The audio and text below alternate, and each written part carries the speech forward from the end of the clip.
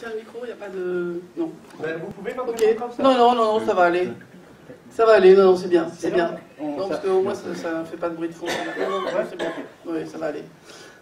Voilà, alors, je voudrais juste ajouter que, outre le fait d'avoir quelques activités politiciennes, j'enseigne le droit public et la science politique depuis fort longtemps, et que c'est à ce titre aussi, et pas à un titre essentiellement militant, que j'interviens aujourd'hui.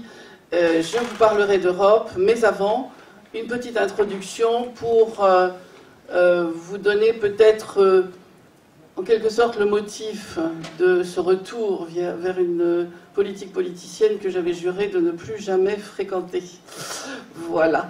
Donc, la nuit suivant l'élection d'Emmanuel Macron, j'ai été réveillée par un cauchemar. Ah, bah oui. En vrai, un vrai cauchemar. J'étais dans un pays en guerre. Bien sûr, ça ne pouvait pas être la France. Ce jeune président, certes, n'avait pas nos idées, mais il était propre sur lui, bien éduqué, cultivé. Non, je devais être en Libye, en Syrie, les rêves, vous savez comment c'est, on confond tout. Pourtant, l'impression était forte, désagréable, oppressante. Je l'avais oubliée, et elle m'est revenue à la vue de cette jeune fille mutilée par un tir de flashball qui avait provoqué la perte de son œil gauche. Elle m'est revenue à la vue de cette jeune militante gilet jaune chantant face à un cordon de CRS et soudain frappée d'une balle en plein ventre dont le bruit sinistre résonne encore à mes oreilles. Elle m'est revenue aussi en voyant ce jeune homme ayant ramassé une grenade des forces de l'ordre qui lui avait arraché la main. Et cet autre encore dont la mâchoire a été défoncée, toujours par un tir de flashball, au visage à bout portant. Ce pays en guerre, finalement, pourrait bien être la France.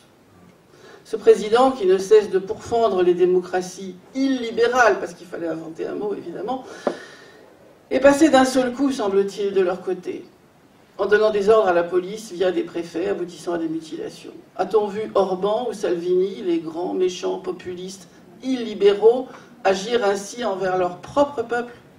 Non. Cette triste réalité nous donne un argument supplémentaire pour œuvrer à la victoire aux élections européennes toutes proches de ces soi-disant méchants, illibéraux, qui en réalité contentent tout simplement les désirs de leur peuple. Et n'est-ce pas cela la démocratie? La démocratie, c'est un art simple et tout d'exécution, comme dirait Napoléon. Il disait cela du droit. Eh bien, Emmanuel Macron fait tout le contraire. 74% des Français, comme l'a indiqué un tout récent sondage, sont contre une immigration massive et clandestine venant d'Afrique sans contrôle. Mais lui, il décide qu'on ne l'arrêtera pas. Mais lui, il décide qu'on n'en débattra pas. Mais lui, il décide qu'on n'élargira pas le référendum, qu'on ne créera pas une initiative populaire pour décider de la politique à suivre sur ce sujet qui préoccupe au premier chef les Français. Juste avant quoi? Juste avant le terrorisme. Étrange, ce lien. Nous ne le ferons pas, bien sûr, mais... De même, il a décidé qu'on ne rectifiera pas la ligne de nos politiques industrielles pour favoriser l'emploi, comme fait ce crétin de Trump. Non, car on pense à la planète.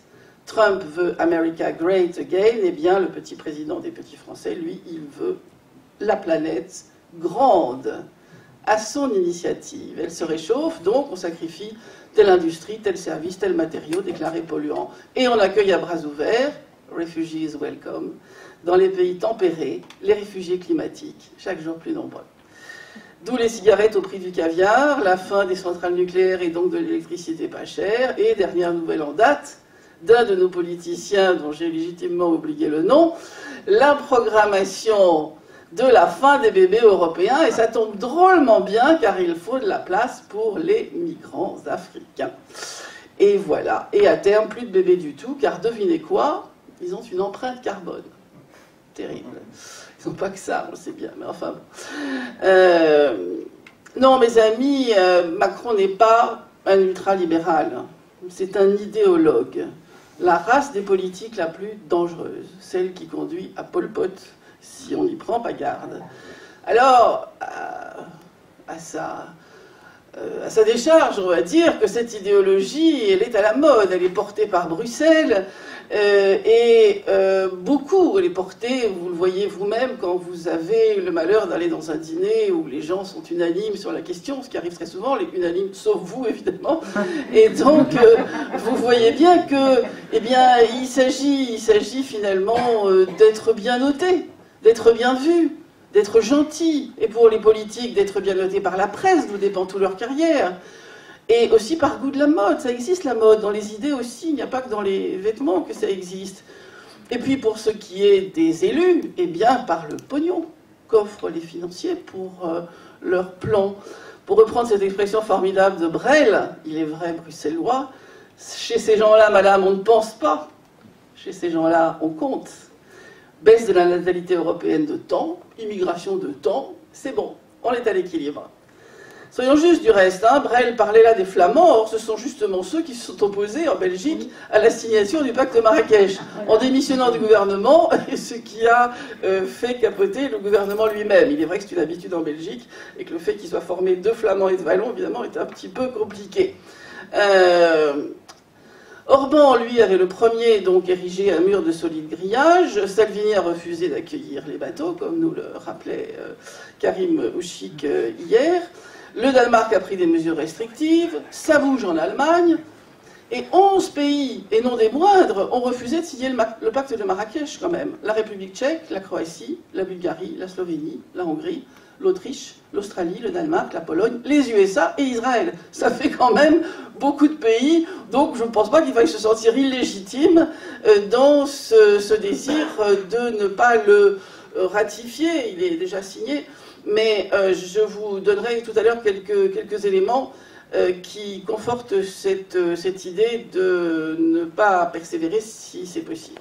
Alors notre président, enfermé dans son palais face à une énorme manifestation des Gilets jaunes, a envoyé quelqu'un le signer pour lui. Un bon gâteau qui obéit au pape François, et de ce fait, ce traité serait en réalité tout à fait raisonnable s'il y avait une touche idéologique quasi dictatoriale à laquelle nous sommes hélas confrontés de manière générale en cette période. Pour vous donner juste une toute petite idée, à condition bien sûr que je le retrouve, voilà, je l'ai retrouvé, ce pacte de Marrakech, juste pour vous donner une idée. Au début c'est très très bien, on dit on va réguler, bah, il faut réguler, hein, c'est certain, on est dans une situation difficile. Il y a 1200 personnes qui sont mortes en Méditerranée, bon, même si on n'avait pas de proximité avec eux familiale, on est quand même très triste. Donc tout ça se passe très très mal, donc il faut bien sûr des règles. Mais alors c'est bien, vous lisez le pacte de Marrakech, c'est formidable, oh, ils ont raison, c'est formidable, c'est formidable. Et puis vous arrivez quand même, à l'article 25, et là quand même, alors il faut promouvoir les sociétés inclusives. Alors déjà quand on vous dit inclusive, il faut un petit peu, voilà, c'est un des termes favoris de notre président aussi, et ça veut dire très exactement, en l'occurrence, ça veut dire très exactement les mêmes droits pour les immigrants que pour les nationaux, donc on n'est pas forcé d'être complètement d'accord avec ça. Mais il y a pire. Nous nous engageons, ça c'est l'article 33, alors à éliminer toute forme de discrimination, ok, très bien, mais plus loin, à former les fonctionnaires chargés de faire respecter cette non-discrimination et les atteintes donc à ces discriminations, et de manière à amener quiconque manifestera une haine des migrants. Alors ce mot de haine aussi doit attirer notre attention. Après ce mot d'inclusif, il a été repris par le président de la République. C'est grave, c'est-à-dire c'est assimiler une critique à la haine. C'est-à-dire que vous avez des migrants qui balancent leurs assiettes par-dessus un mur, qui font etc.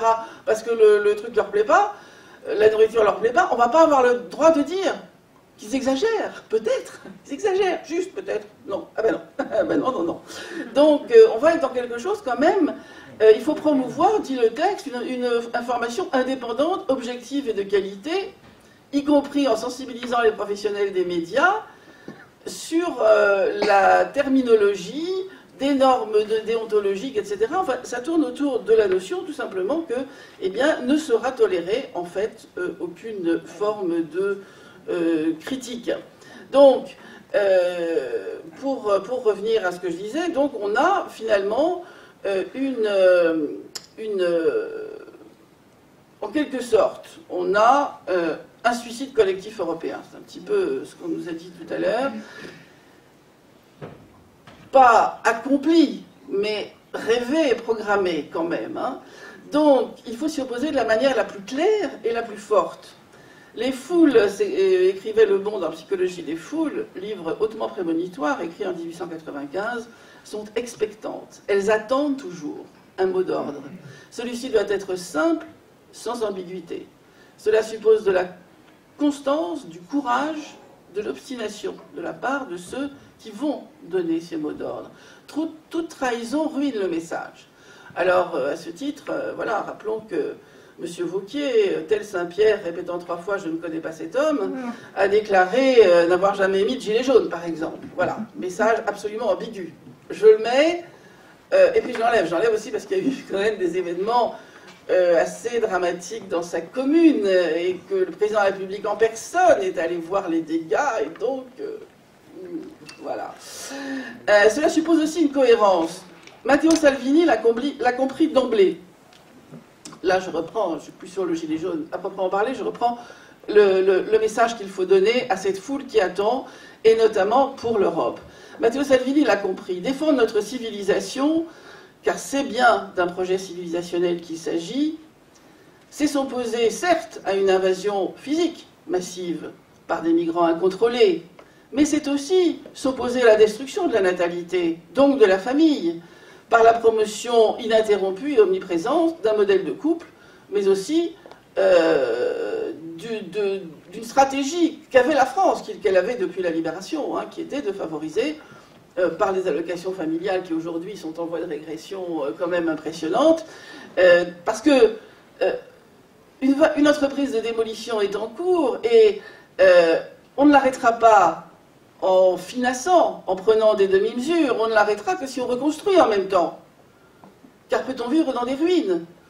Matteo Salvini dit, moi j'enlève par an 1, par an 2 sur les formulaires. Ah ben oui, mais alors on rétablit père et mère.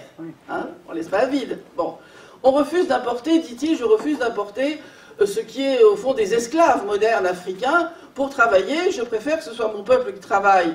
Ah ben oui, mais alors si on les refuse de les importer, on lance une politique nataliste, parce que le grand argument des remplacistes, c'est il n'y a plus d'enfants, et c'est vrai, objectivement, de familles de 6, 7, 8, 9, 10, on est passé, sauf chez nos amis très catholiques, à 1, 2, et alors quand c'est 3, ça commence à être un peu la panique. Donc, alors, vous allez me dire, comme j'ai entendu hier dans cette salle, oui, mais tout ça, ça sert à rien, car l'Europe, l'Europe, l'Europe.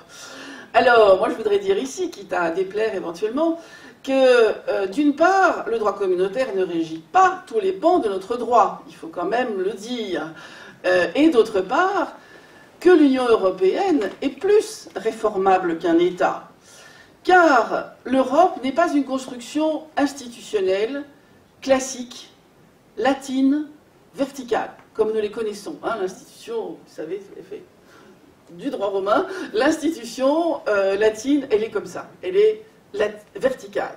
L'Europe, c'est un club. Dans un club, comme dans celui de Phileas Fogg, campé par Jules Verne, une vraie célébrité, lui, de la bonne ville d'Amiens, dont il était maire, comme dans un club, donc, on fait des paris. On décide qu'on va financer ensemble, on est à égalité, on décide qu'on va financer ensemble. En l'occurrence, que quelqu'un fasse le tour du monde en 80 jours. Eh bien, le remplacement de population est un gigantesque pari, en réalité. C'est un pari financé, calculé. D'où l'exaspération d'une Merkel ou d'un Macron quand des bouseux s'opposent à l'arrivée dans leur village de 1000 habitants de 100 clandestins. Ils sont en train d'arrêter le mécanisme, là. Allez, c'est déjà réglé, c'est payé, il n'y a rien à voir. Vous allez voir que votre commune va prospérer avec cet argent. Un peu comme quand on implante des éoliennes, vous voyez. La population n'en veut pas, mais monsieur le maire dit, ah bah, finalement, c'était pas mal, votre truc. Au club de Phileas Fogg, le pari a été voté à la majorité. En Europe aussi, on doit voter à la majorité des États, et parfois sur certains sujets à l'unanimité encore, de moins en moins, mais enfin bon. Eh bien, il faut changer le pari. Donc il faut changer la majorité. Donc il faut que dans tous les États membres, eh bien, soient favorisés ceux qui portent cette parole de protection de la civilisation, que ce soit Orban, que ce soit Salvini, etc. Il faut véritablement, et le sens de ces élections européennes, c'est celle-là. Il faut aller aux urnes. Moi, j'ai pas envie, je vous le dis. Ça fait longtemps que j'ai plus envie. Eh bien, j'irai. Voilà. J'irai parce que c'est le moment. C'est le moment où il faut tenter de faire basculer les choses. Ça va beaucoup plus vite qu'on ne pensait. Il y a encore un an, c'était pas gagné. Depuis un an, ça a été à la vitesse de la lumière. C'est tout le temps que ça bascule.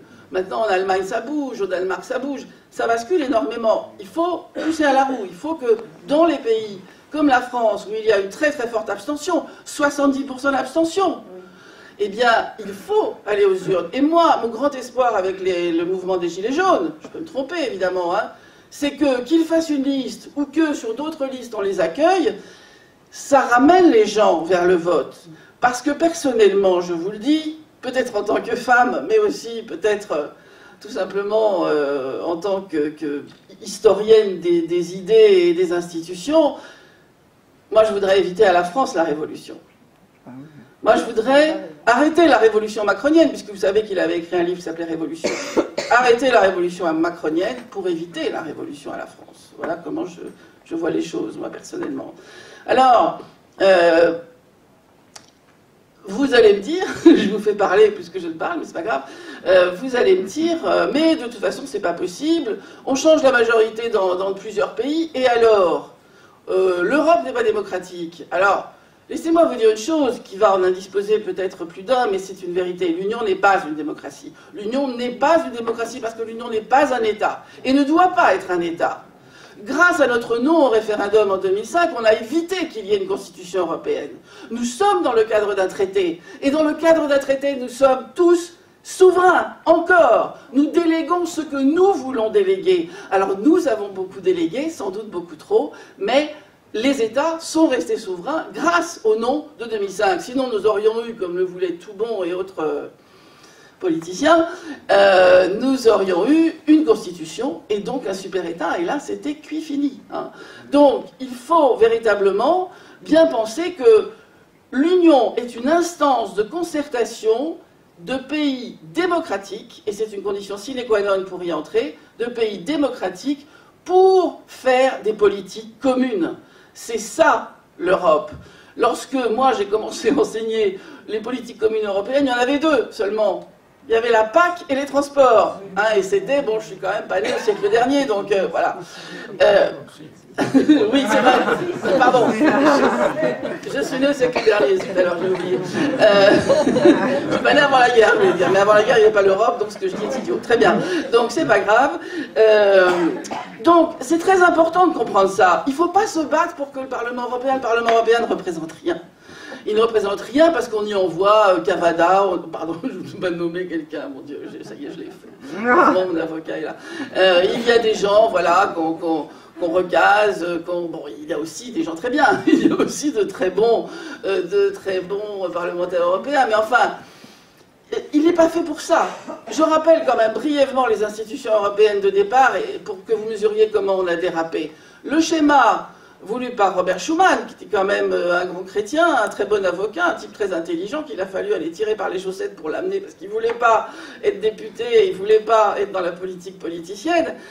Le plan était simple, hein. Il s'agissait d'éviter la guerre avec l'Allemagne, donc il s'agissait de mettre en commun d'abord la production du charbon et de l'acier, il s'agissait de mettre en commun aussi l'énergie atomique parce que c'est très cher et que plusieurs pays sont nécessaires pour le faire, donc ensuite le CEA, et enfin il s'agissait de mettre en commun eh bien, un marché tout simplement d'achat, de vente, de production, etc., en évitant qu'il y ait des monopoles. Donc, par exemple, comme dans les pays communistes, hein, où il y a un monopole d'État sur telle production, en évitant aussi qu'une concurrence totalement libre fasse que les petits sont étouffés par les gros. C'était simple comme schéma. Bon, et pour ce faire, qu'est-ce qu'on avait conçu comme idée? Eh bien, les nations envoyaient au Conseil des ministres européens leurs ministres, ça ils le font toujours, mais c'est la seule chose qui est restée intacte hein, du début, envoyaient leurs ministres au Conseil des ministres pour discuter le bout de gras sur telle politique. Hein, il ne s'agissait pas d'un Conseil des ministres général de l'Europe, pas du tout. D'autre part, nos parlements envoyaient des députés pour constituer une Assemblée européenne de parlementaires nationaux. Et pas ce suffrage universel qu'a voulu Giscard, parce qu'il voulait être président de l'Europe, puis c'était la mode et tout. Bon, mais il nous a complètement brouillé les pistes avec cette histoire.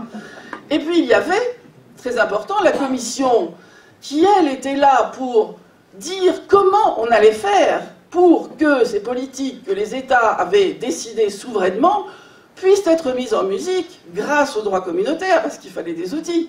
Et puis avec, eh bien, les débats avec transcription, avec traduction des plus de 20 langues de l'Europe dès le début quand même. Donc voilà. Donc c'était l'instrument communautaire. Or, on est allé de plus en plus vers un schéma complètement brouillé où la Commission serait le gouvernement. Mais non, il n'a jamais été question que la Commission soit le gouvernement. Il a toujours été question que ce soit des ministres nationaux. On a créé aussi, toujours Giscard, on a fait que le Conseil des dirigeants devienne permanent et devienne une institution, ce qui a complètement faussé les choses. On a essayé de faire un bon vieil État de la fin du 19e siècle, avec exécutif, législatif, judiciaire. Ça ne marche nulle part. Mais ça fait rien.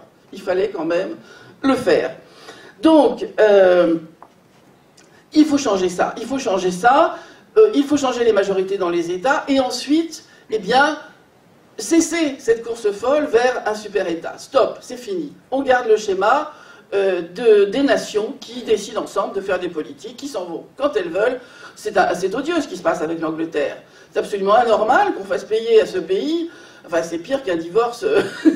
C'est vraiment terrible. Non, ce n'est pas une prison, l'Europe. Ça ne doit pas être une prison. L'article 50 ne prévoyait pas ça. L'article 50 dit qu'on peut entrer, et même sans justifier, entrer, sortir. Mais voilà, et Juncker et compagnie se sont ligués pour que ça devienne terrifiant. Pour l'Angleterre, c'est terrifiant. Alors que les textes disent, l'article 50 dit, l'État qui est parti peut revenir 2 ans après si ça lui plaît. C'est-à-dire, c'est une conception... c'est une conception libérale, un petit peu anglo-saxonne, version club. Et ça, on l'a complètement oublié. Non seulement on l'a oublié, mais on nous fait penser que c'est tout à fait autre chose. Donc, ceci permettra un retour du bon sens, notamment sur l'immigration, et ce sera une excellente chose.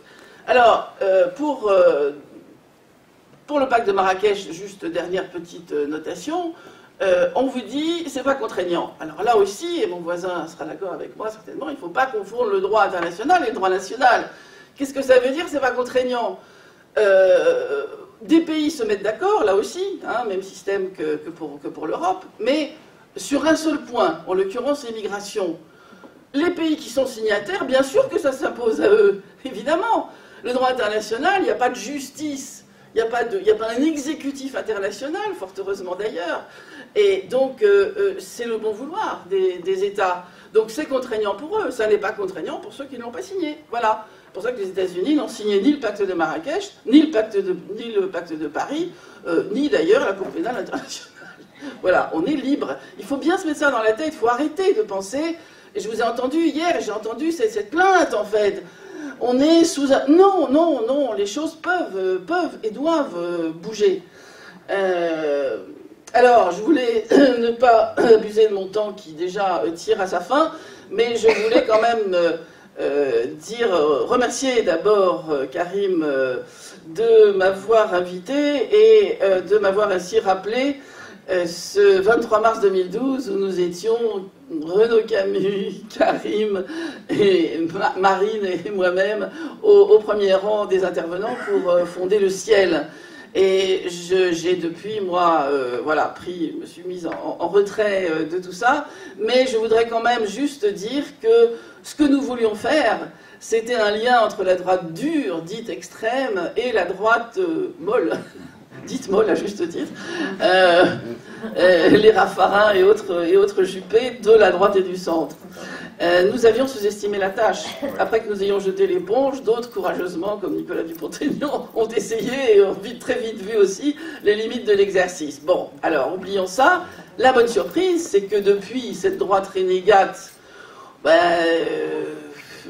est tomber, comme jadis le Parti communiste et comme il n'y a pas longtemps le Parti socialiste en dessous des 10%, donc c'est un petit peu la fin.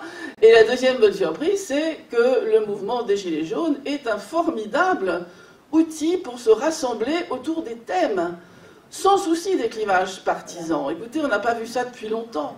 On n'a pas vu pareille unanimité. L'imposture est soudain dévoilée. C'est comme si le parterre d'enfants spectateurs des marionnettes s'était soudain levé, était monté sur la scène et avait crié « On en a assez de toutes vos ficelles !» Ils ne veulent plus hurler pour prévenir Guignol de l'arrivée de Niafron. Ils ne veulent plus applaudir sans savoir. Ils ne veulent plus pleurer sur commande. Ils ne veulent plus rire sans raison. Le ticket d'entrée est devenu trop cher. Les ficelles sont trop grosses. Alors, ils ont forcé la barrière. À nous de la franchir en chantant. Ouais, bravo.